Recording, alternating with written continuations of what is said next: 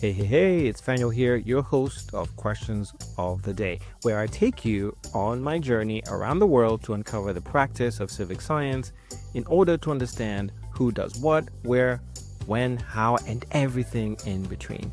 For those returning, thank you so much for following me on this journey.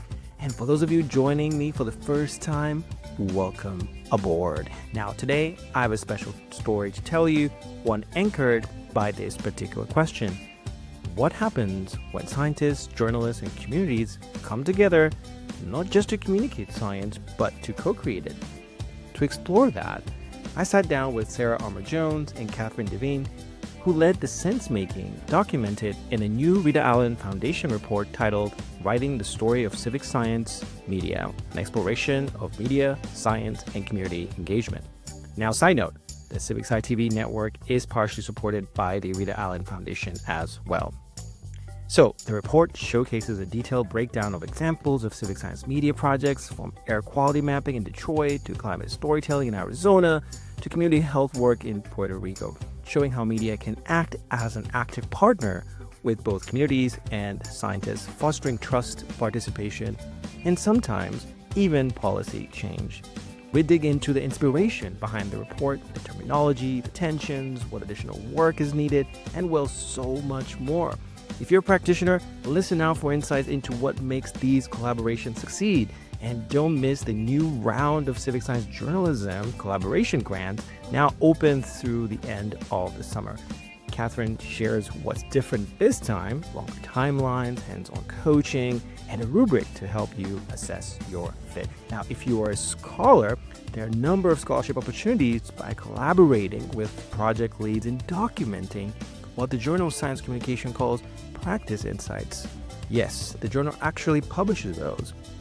Well, as Catherine and Sarah put it, scientists and journalists are being invited to step out of their silos and rethink how they work with communities. Now, I don't want to give away too much. You just have to listen. All right, let's dig right in. Previously on Questions of the Day. Has organized a session. Interestingly enough, when he came to give a talk in my department, you know how it goes, you go for dinner, change ideas, that was I love. And so I've been working for a while with the National Academy of Science on a project that's called the Societal Expert Action Network that attempts to provide social science, tools to policymakers that needed it on the ground. So, and was discussing that with Adam. Subscribe to access that conversation and many more. Sarah and Catherine, thank you so much for joining me today.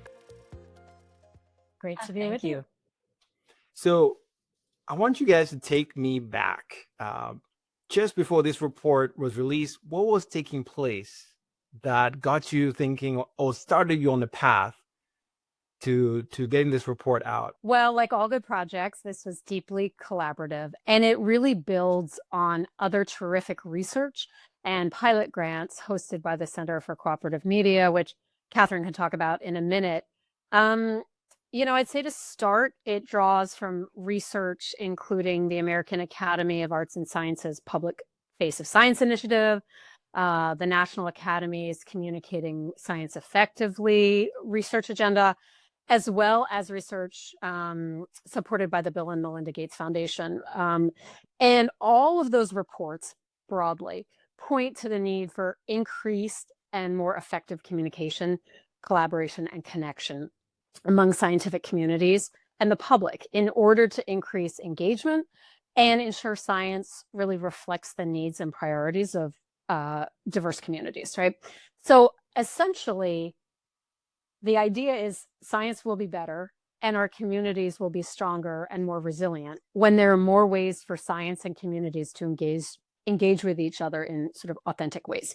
And so the research report that we just released is an expansion of that earlier work and this exciting pilot grant launched by the Center for Cooperative Media at Montclair State, as well as the Rita Allen Foundation. So all of those insights and experiments pointed, as I said, to connect science and communities and to really help us ask these questions like, how can we make science feel less distant?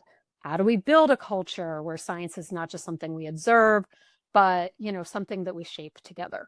And so those bigger questions led us to explore how media-based storytelling in particular can be a bridge builder between science and society, what we're calling civic science media.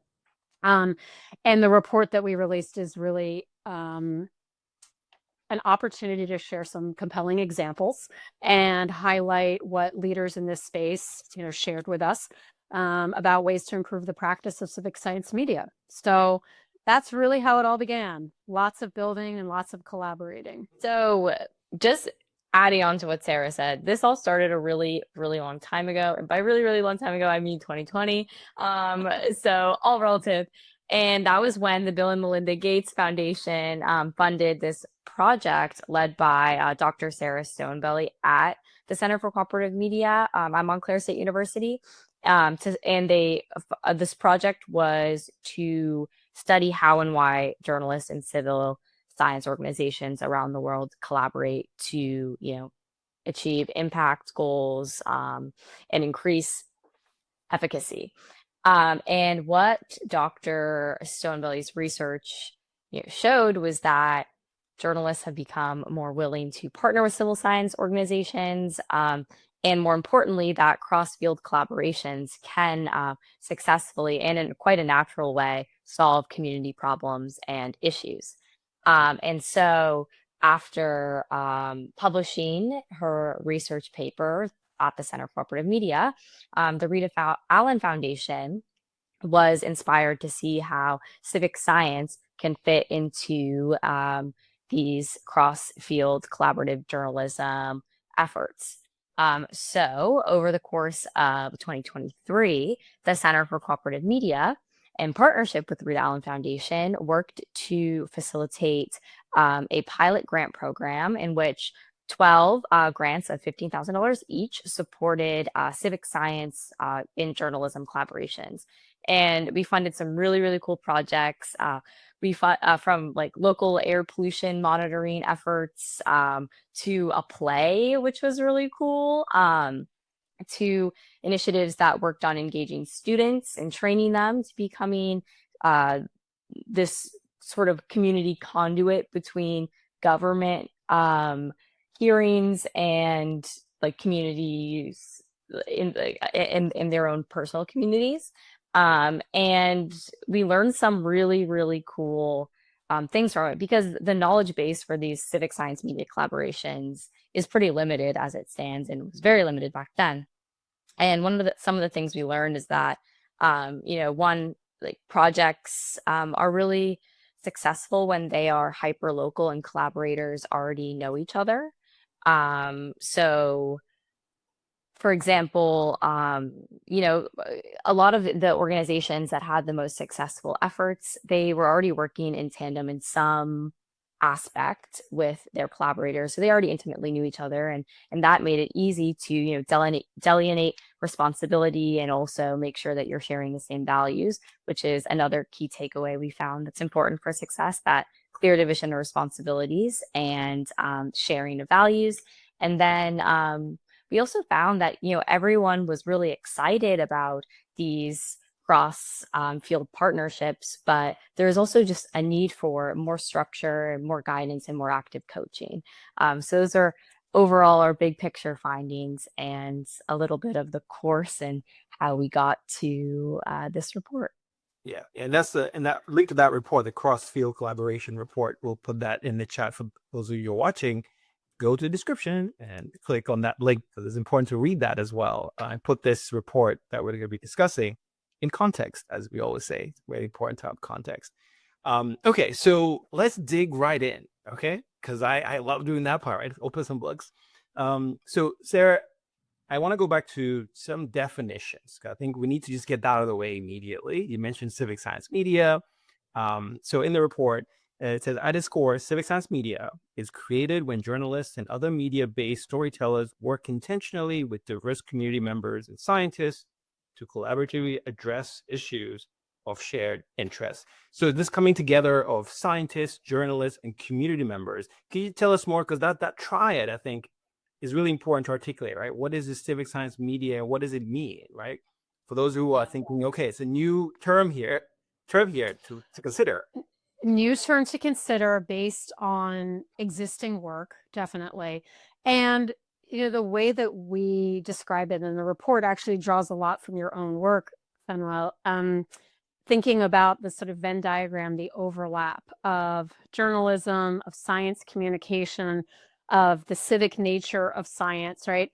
And so we think of civic science media really as that bridge. It's the connection point between communities and scientists who are grappling with an issue of concern, whether that's, as Catherine was talking about, air quality in a neighborhood, or climate adaptation, or addressing healthcare misinformation.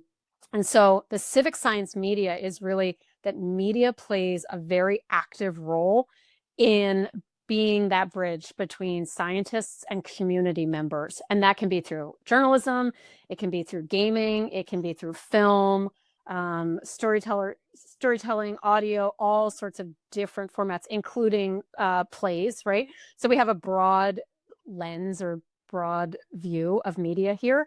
And it's really sort of an expansion. We know science communication, that's communicating about science, right? And we know that sort of engagement journalism is working with communities and sort of engaging them in the questions that they want journalism to address.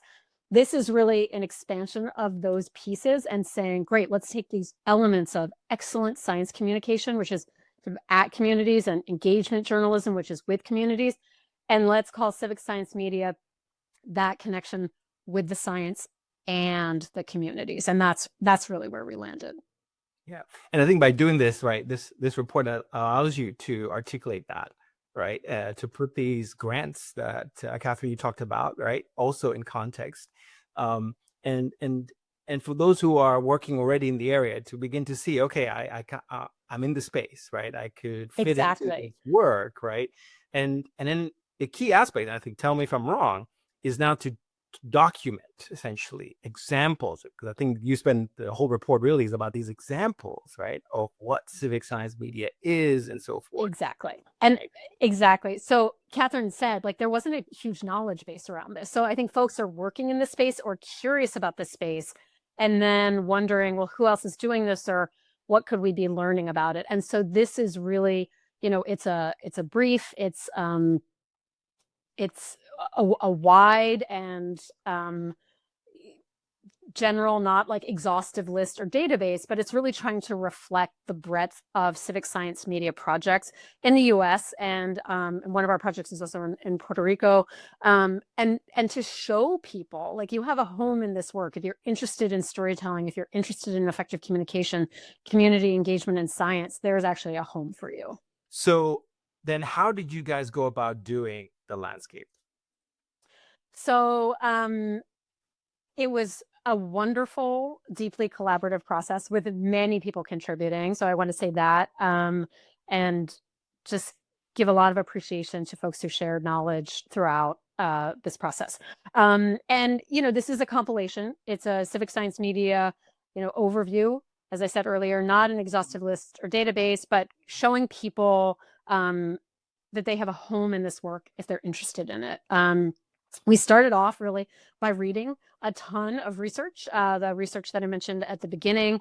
We read a lot of articles, blog posts, we watched Civic Sci TV, and we looked at a lot of the work of the Civic Science Fellows over the past few years, right? So it's started out with a grounding of, what's already there, what great work is already happening. The project team then created a rubric to sort of define our parameters. What do we mean by civic science media? What do we mean by media? And we used some really excellent grant analysis created by the Center for Cooperative Media during their pilot grant that Catherine just mentioned. And so that was really helpful for us to think about, impact, how are we going to determine the impact of a project. We then put out a call for suggestions, essentially, tell us projects that you think fit into this civic science media landscape. And we also invited people to tell us who they thought we should speak with, which was really, really cool. So we received excellent suggestions, many of which are reflected in the report. we also did a lot of our own research and digging. For example, I was exploring foundation maps for media funding, which is hosted by media impact funders, to identify foundation supported projects. We got a lot of suggestions from some of the interviews that we conducted as well. One of our teammates, Will Fisher, conducted the majority of the interviews with a great group of people from organizations like the Council for the Advancement of Science Writing to the Science Communications Lab, for example.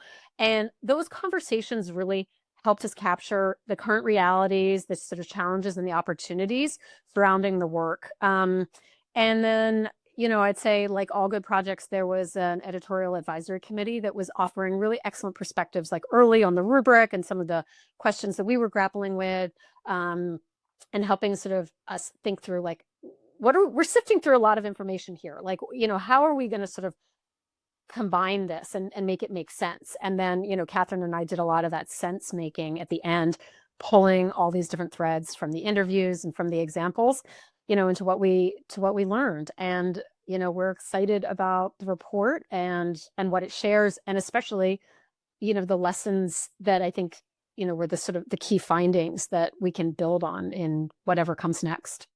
Yeah. And I love what you said earlier, that you want to show people that you have a home in this space. This is a beautiful way of saying that. So my question then is, who are these people that you had in mind that you wanted to tell, like, you have a home here? Who are they? Well, so for me, I always think of, who are folks who work at the intersection of interesting fields, who have been pigeonholed and don't want to be pigeonholed. Folks who are working in science and art, or, media and science, or community engagement and science. And so it's really for folks, particularly in the civic science space, who recognize the enormous power of connecting community and scientists and the work of science together for everybody's benefit.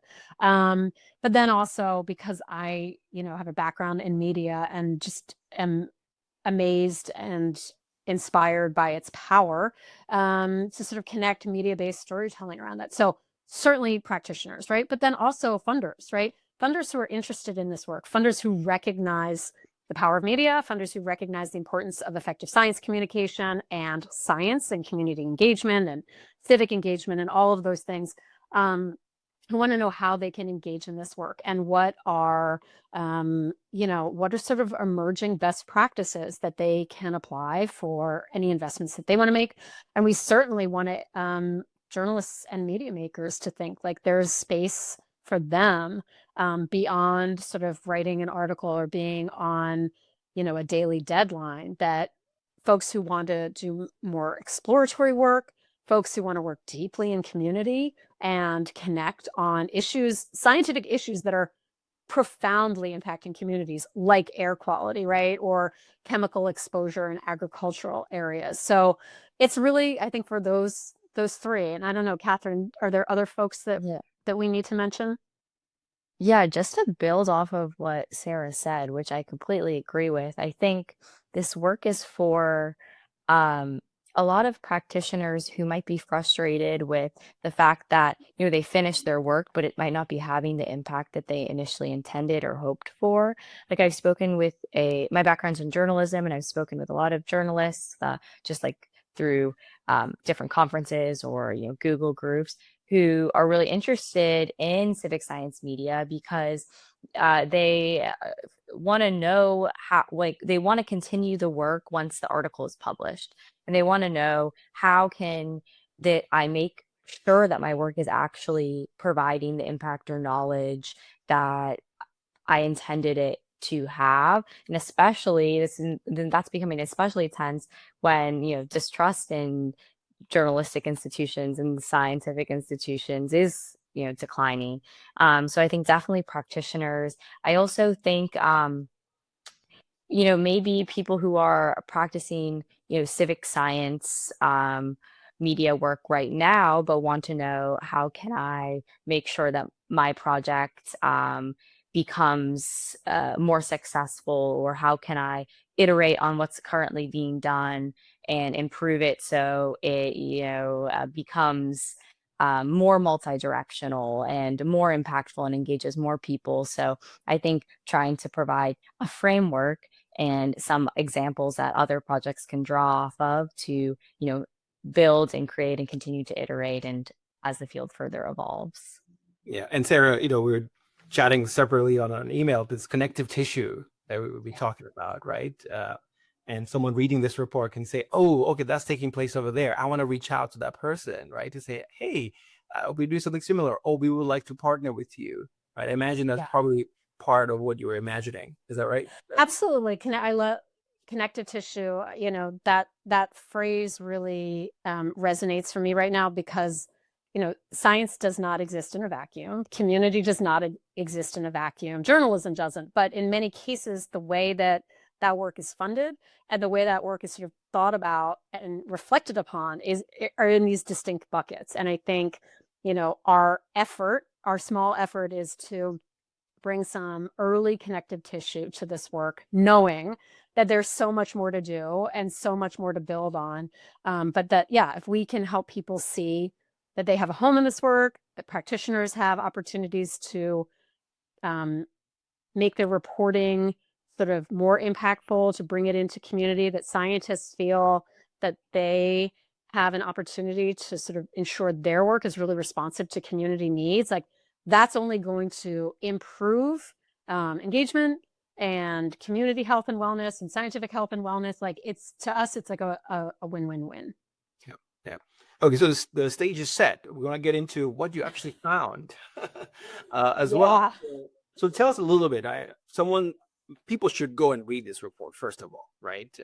It's an easy to read report. It's not like super dense. There are beautiful icons. It's got some white space. It's definitely like we made this accessible, and it shows, right? The design features are there, right, to make it easy to access, because you don't want to read another 50-page report.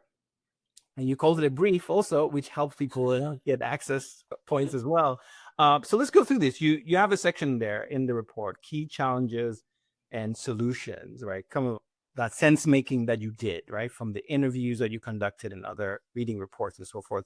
Could you just tell us what stuck out for you, at least? What are some things that if someone listening to this, they should pay attention to and want to read the full report?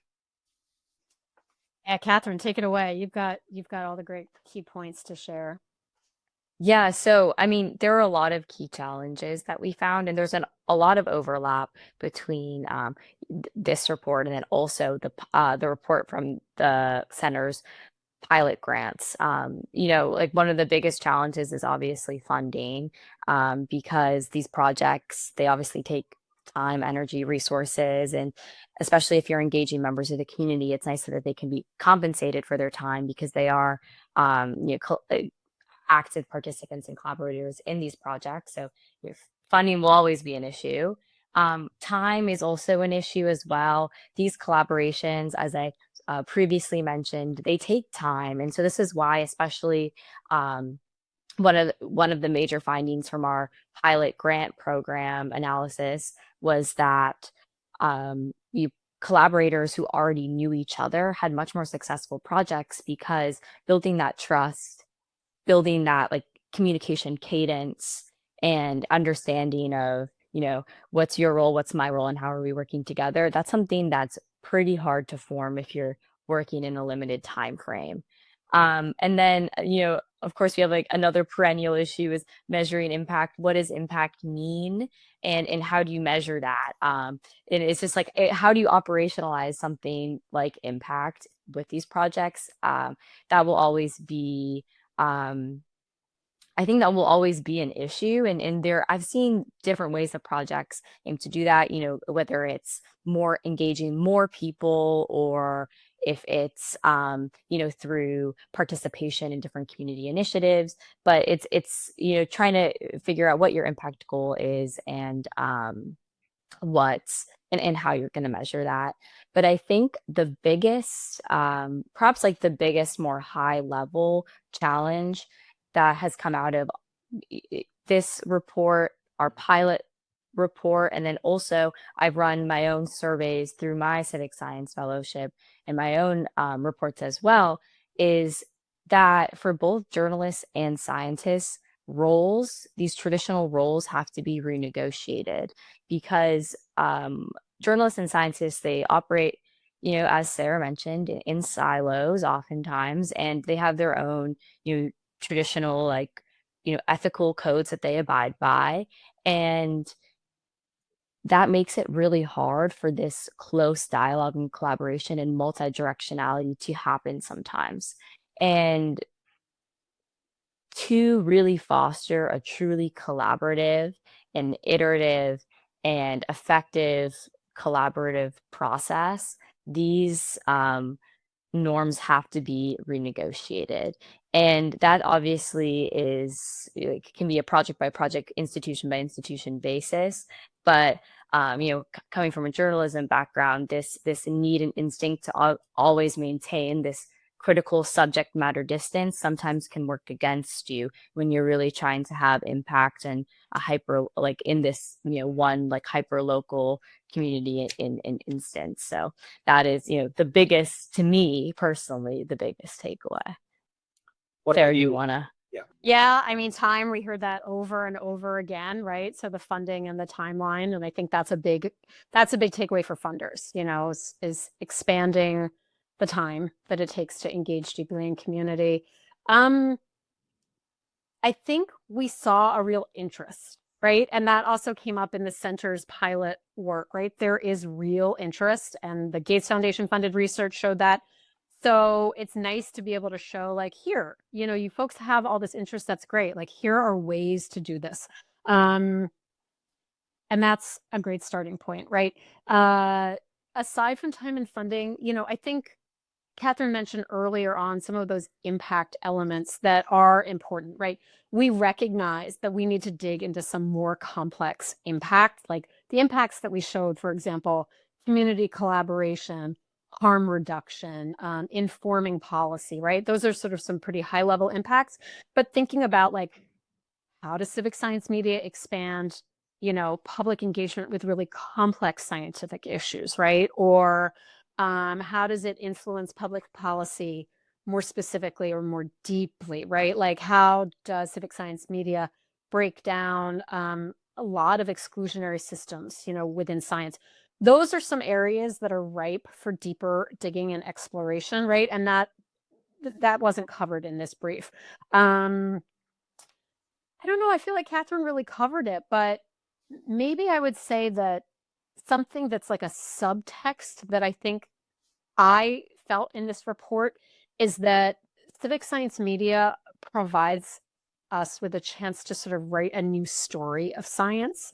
And, Fanuel, you've talked a lot about the civic nature of science, right? I think the media storytelling component makes it more accessible to sort of understand how are we really going to connect science and community. So that was sort of a key learning for me, in addition to the ones that Catherine mentioned. Yeah, I'm just thinking back to my own conversations with folk at the Current and the Louisiana Watershed Flood Center. Exactly. These elements you're talking about, just seeing that scientists, journalists, right, working together, and then the community members, because they were talking about that engagement, this triad. It's really, I think there's something there, right? Even the title of the report, Writing the Story of Civic Science Media, right? An exploration of media science and community engagement. There's definitely something there. So the report has essentially a listing, right, of all these examples that you have in there. Someone listening to this or watching this would say, oh, is there like a database of some kind that I can search through, right? Because, right, these are in a PDF, and I can do control find and the fun jazz. But are there plans for that? Any of you can share? That's a great question. No, go for it. I was going to say no. I don't know that there are any plans, but I think that there should be. And I think that there are a couple of pieces that, folks are really curious about the taxonomy around this work. Like, what do we really mean by civic science media, defining it? What are the sort of impact metrics or parameters that we really want to think about, so that we can start building out, searchable databases, collections that folks can add to, and that we can really start to track and research more deeply. Like, that is a great next step. So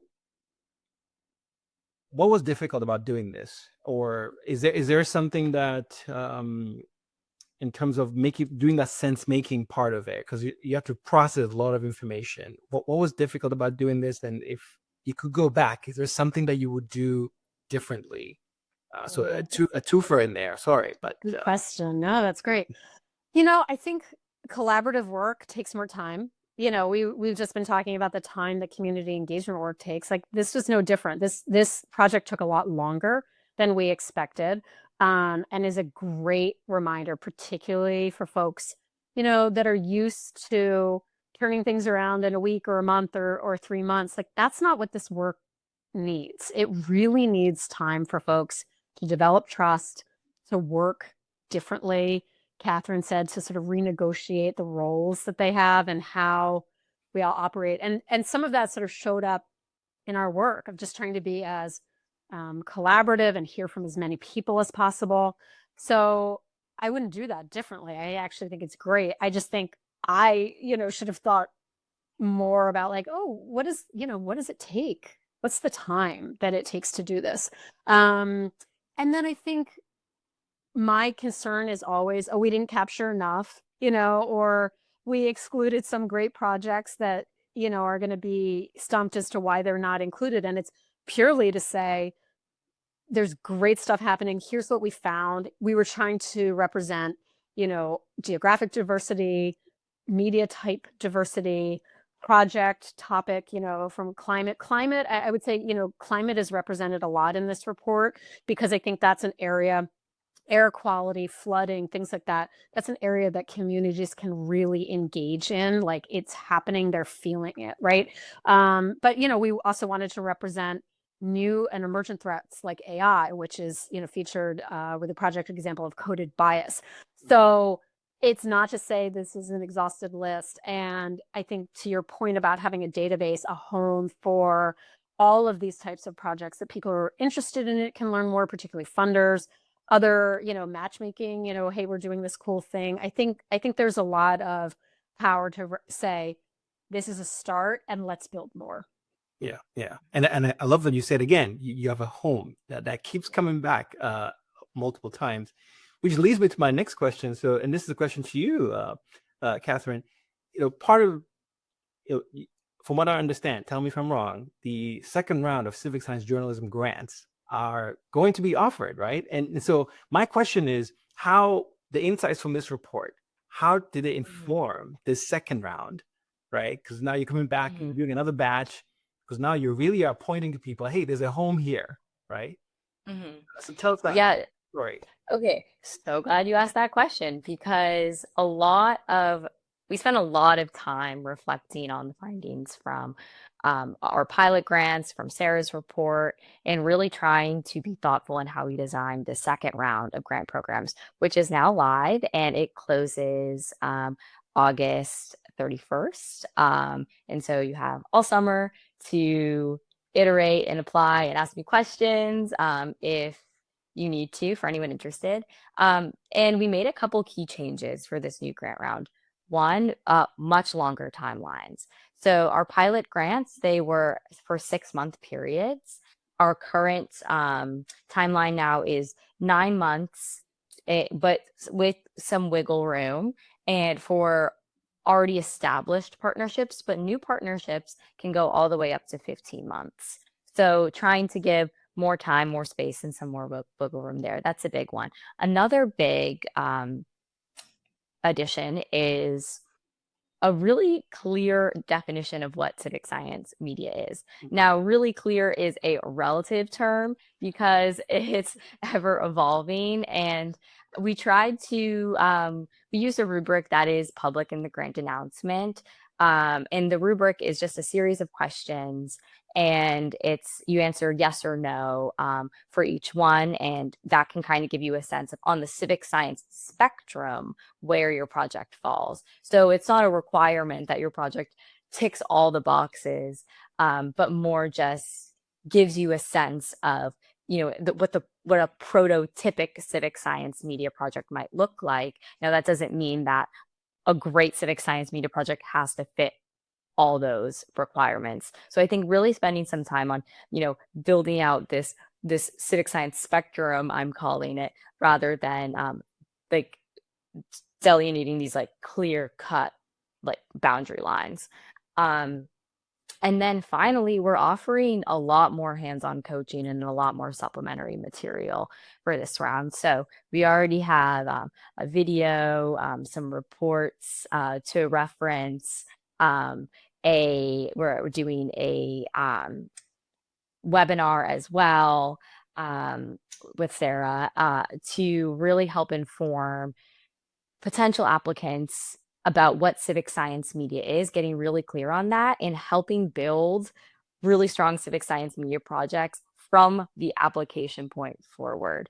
And then in addition to that, we're offering a lot more hands-on coaching, a lot more resources. And yeah, I'm going to be working very closely with all our award recipients and to really kind of help them throughout the process because as I said, from the pilot program, we found that just some hands-on support and guidance and just some check-ins to keep the ball rolling can sometimes be really helpful, especially when you're working with a new collaborator and you're not entirely sure what your role is versus your partner's role. So I think all that stuff, hopefully, will mean we have some really interesting projects on the way and really, really excited to share those findings and then continue iterating on those findings and, quite a while from now, like a year and a half, but we'll maybe check in then. And I'm curious, I mean, this report is also for funders. Are you essentially creating a pathway for other funders, right, to think about how to support civic science journalism, right? These civic science journalism collaboration grants, right, that you have a collaboration focus there. But I imagine, tell me if I'm wrong, imagine as part of this as well is to showcase to other funders, potential funders that might be interested, hey, this is one way to do this, right? Oh, for sure. Yeah, the audience is always, funders and practitioners. It's always, to inform funders more about what civic science media is, what that looks like, and why it's important and why it's impactful. And then, the same thing for practitioners. Like as Sarah said, if someone's doing engagement journalism, oh, hey, how can you take this one more step further? And that will also help inform, how do you do that? What does that look like? And, what sort of impacts can you expect? Yeah, and I think a question that might come up right now is, am I doing civic science media work, right? And people who will be reading this report, now there's a grant mechanism, right? Now people's attendance will be tuned to that, right? There's directed money there. Am I doing civic science media work? And I think this report helps with that. The funding that's now available helps with that. Am I right in saying that? Yeah, for sure. No, the report helps. Our pilot grant analysis helps. All the material that we have released and are releasing to inform this next round of awards also helps. And then I really think that the most if someone's feeling like, this is way too much information and I'm like a little bit overwhelmed, I do think we listed out a bunch of questions that our review committee is going to look at when evaluating these grants. The questions are really simple. It's like, do you have a science partner?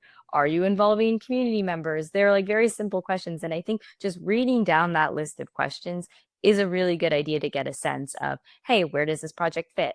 And then one other thing I just want to make sure is very clear is that to me, a very important component of civic science media is that it's multi-directional in conversation. So as Sarah was previously talking about these silos that journalism and science typically operate in. And, for example, if I'm a science journalist, I use a scientist as a source, I write my story, and then I publish it for the community to see. And it's very 1, 2, 3. But for a civic science media collaboration, we're looking for something that's a little more circular rather than linear, something that's, there's back and forth, there is iteration, there is actual conversation rather than just passing the project down the line. That's something I just want to make sure is very clear. Yeah, and I saw that. Key. And I saw that firsthand with my conversation with the current, the watershed. Yeah, go ahead, Sarah. I was just going to say that's so key. And Catherine, thank you for raising that because the community in civic science and civic science media, the community informs the science. It's not just the science informing the community in that sort of reporting feature. So what does the community need? What do they want? What's most important to them?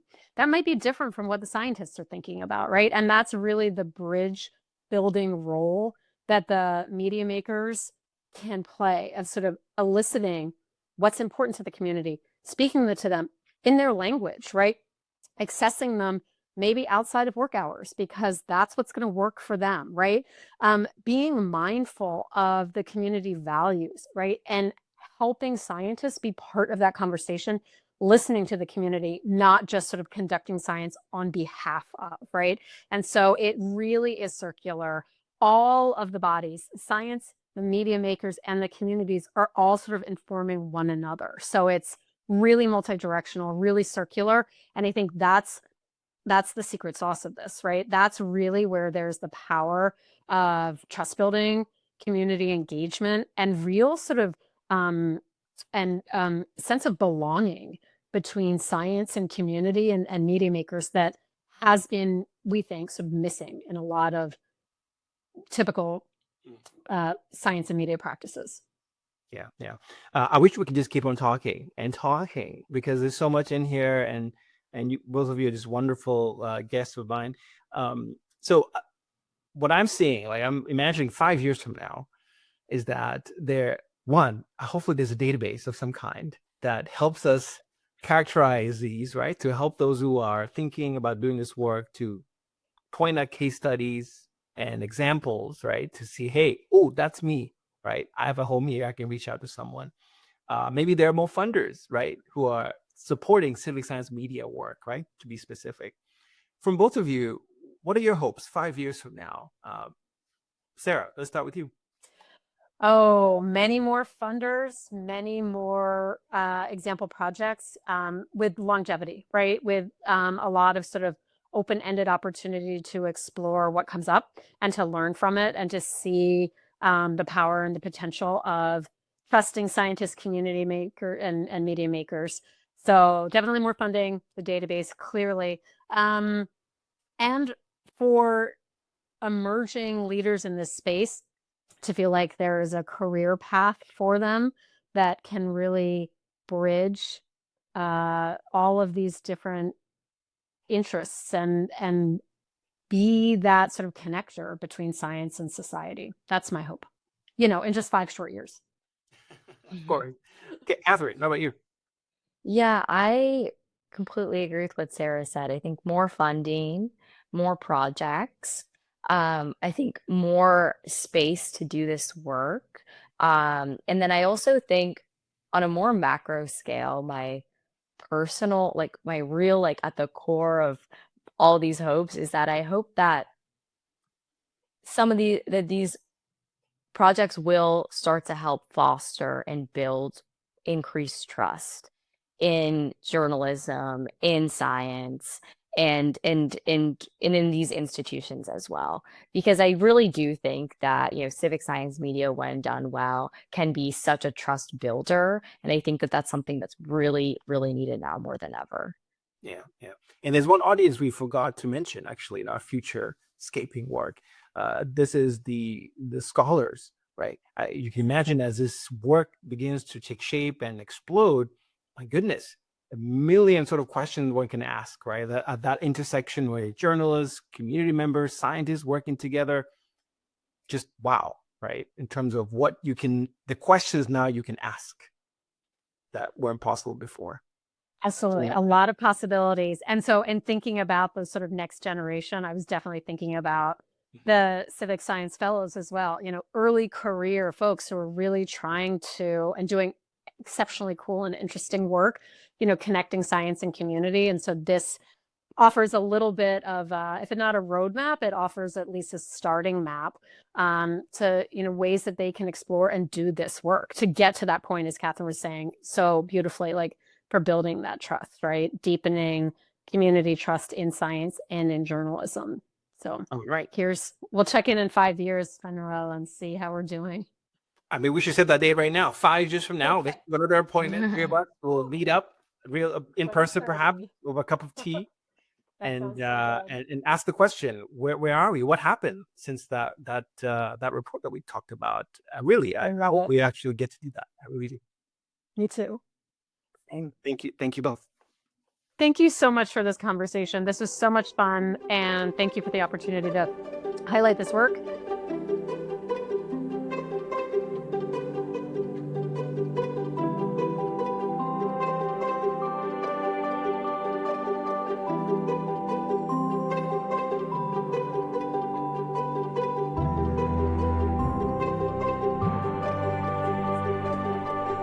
So what you got in there, Robbie?